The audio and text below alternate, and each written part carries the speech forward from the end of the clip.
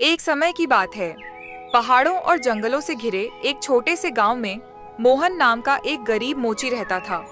दिन रात मेहनत करता, लेकिन कमाई इतनी कम थी कि पेट भरना मुश्किल हो जाता। उसके पास पहनने के लिए बस एक ही पुरानी चप्पल थी, जो अब फटने ही वाली थी। अरे, ये चप्पल भी अब जवाब देने लगी। न जाने कब फटेगी और नंगे पांव चलना पड़ेगा। एक दिन लकड़ी काटने जंगल की ओर जाते हुए मोहन ने देखा कि एक बड़े पीपल के पेड़ के नीचे कुछ चमक रहा है। अरे, ये क्या है? लगता है कोई सुनहरी चप्पल। इतनी चमक रही है जैसे सूरज के टुकड़े हों।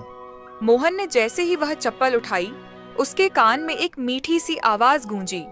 मोहन, मैं एक जादुई चप्पल हूँ। अगर तुम मुझे पहनोगे तो जहाँ चाहोगे तुरंत पहुँच जाओगे।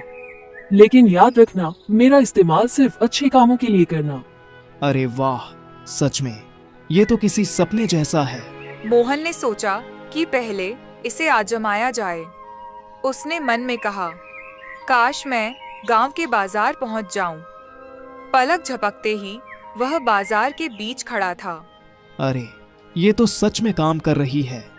धीरे धीरे मोहन ने इस जादू का इस्तेमाल लोगों की मदद के लिए करना शुरू कर दिया। कोई बीमार हो तो तुरंत शहर से डॉक्टर लाना, किसी का सामान चोरी हो जाए तो चोर का पीछा करना, वह सब कर देता। गांव वाले अब उसे उड़ने वाला मोची कहने लगे। एक दिन मोहन भाई, मेरी गाय जंगल में फंस गई है, मदद करोगे?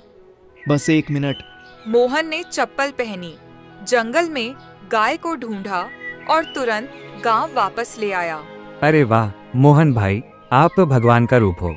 लेकिन जहां अच्छाई होती है वहां बुराई भी पीछे नहीं रहती। एक दिन एक लालची व्यापारी ने मोहन की चप्पल के बारे में सुना और उसे हड़पने की योजना बनाई। एक दिन मोहन, मैंने सुना है तुम्हारे पास कोई खास चप्पल है, जरा मुझे दिखाओ ना।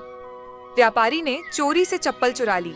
जैसे ही उसने कहा, मुझे सोने के महल में ले चलो, चप्पल अचानक पत्थर बन गई।